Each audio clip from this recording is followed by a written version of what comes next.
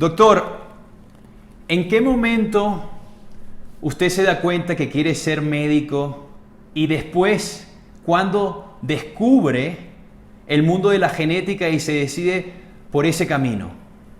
Exactamente, eso es una historia un poco larga. Yo decidí ser médico aparentemente cuando estaba muy pequeño, alrededor de los 9 10 años, y desde ese momento ya creo que la idea nunca se me salió de la mente y bueno, con la ayuda de los padres pues lo logramos, ¿no?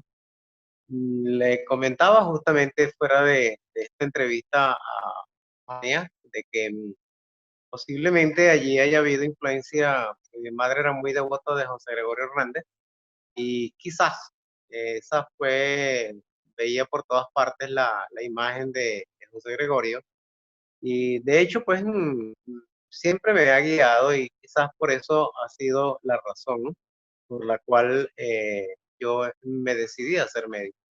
¿Cuándo se le despierta la curiosidad por el universo de la genética? Bueno, yo creo que eso fue a través de diferentes pasos o diferentes niveles, vamos a llamarlo así.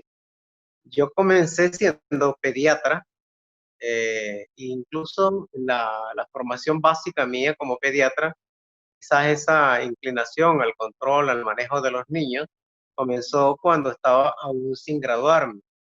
Siempre bajo la influencia de una persona que fue mi, vamos a llamarlo así, mi doctor en esa época, el doctor Edmund Musa, un pediatra de la zona de Guatire, donde yo trabajaba como bachiller. Y quizás fue el que me inculcó el deseo de ayudar a los niños. Y allí comenzó mi interés por la pediatría, por el diagnóstico de los problemas pediátricos y el manejo de los problemas pediátricos. Eh, Quizás posteriormente a eso, cuando ya termino el posgrado, pues la inquietud de seguir estudiando me llevó pues a otro nivel, por decirlo así, y el interés inicial por la neurología infantil viene de mi gran maestro, el doctor Alberto Abadí, el neuropediatra, ya lamentablemente fallecido. Y bueno, él fue el que me inculcó esta base fundamental acerca de la clínica y el interés por los diagnósticos quizás fuera de lo común, que es lo que justamente domina en la parte de la genética, el tratar de conocer qué problemas tiene un paciente, llegar hasta lo más profundo que uno pueda llegar, lo más amplio que se pueda alcanzar, sin tratar de quedarse en los preliminares. Y esa inquietud que me comunicó a mí el doctor Alberto Badín, en la parte de neurología, pues muchos de los problemas neurológicos tienen relación con los problemas genéticos y quizás allí comenzó, vamos a decirlo así, la necesidad de ir a un campo que en ese momento en Venezuela estaba muy poco desarrollado.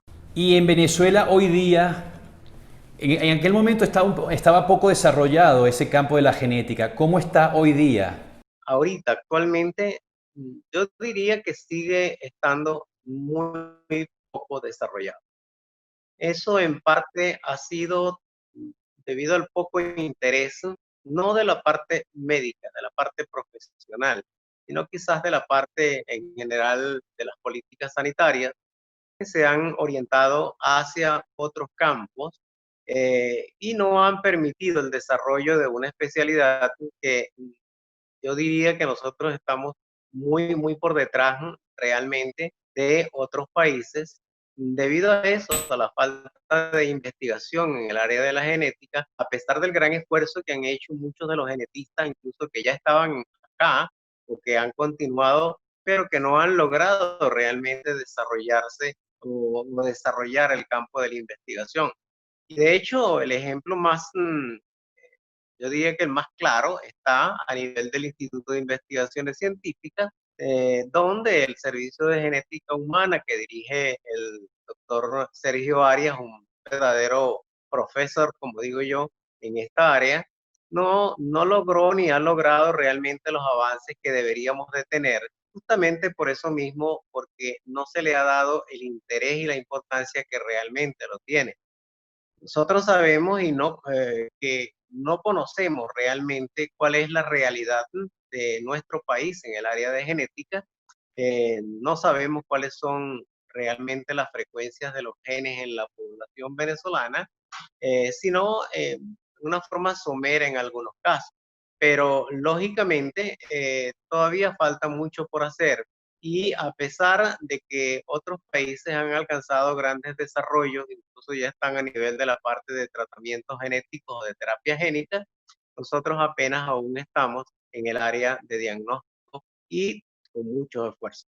Lamentable, lamentable noticia, pero bueno, no podemos hacer nada, es parte también de la situación país.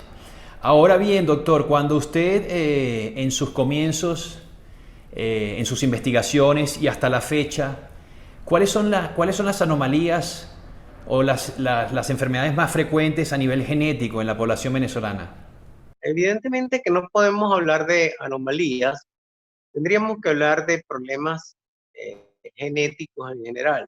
Cuando nosotros mencionamos la palabra anomalías, estamos hablando generalmente de alteración de un desarrollo, generalmente en relación a órganos. En este caso, como te dije al comienzo, las frecuencias génicas de los genes en nuestra población no los conocemos.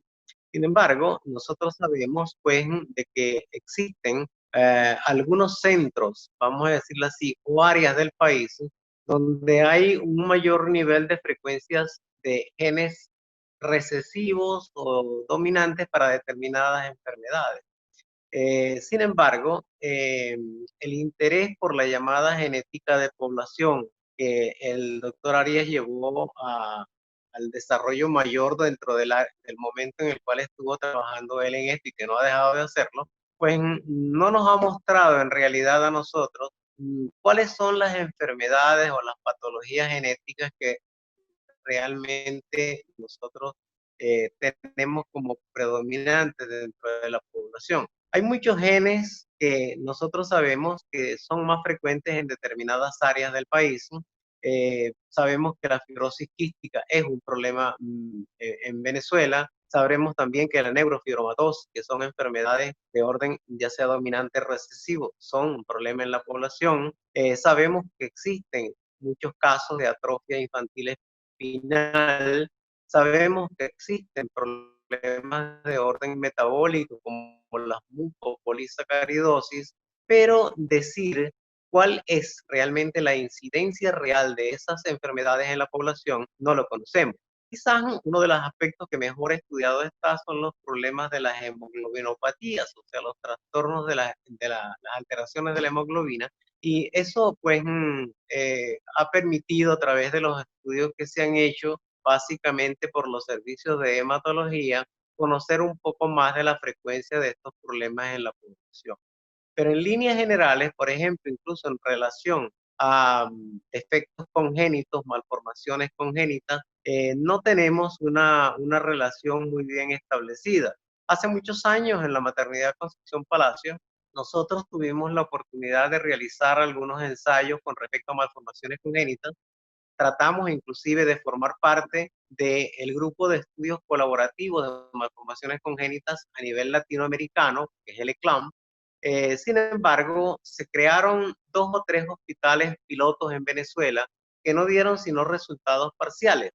Por ejemplo, el hospital de Ruiz y Páez de Ciudad Bolívar. El otro hospital que se intentó fue el hospital de Falcón, el Banriken. Pero en sí, de que nosotros llegásemos a conocer inclusive cuál fue la incidencia de las malformaciones congénitas reales en nuestro país, no lo tuvimos. Y las malformaciones congénitas forman parte de los problemas genéticos de nuestra población.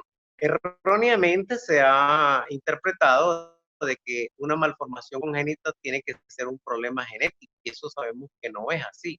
Apenas pues de estos problemas muy mal estudiados, pues no llegan quizás ni siquiera al 10% de una causa genética para los problemas malformativos.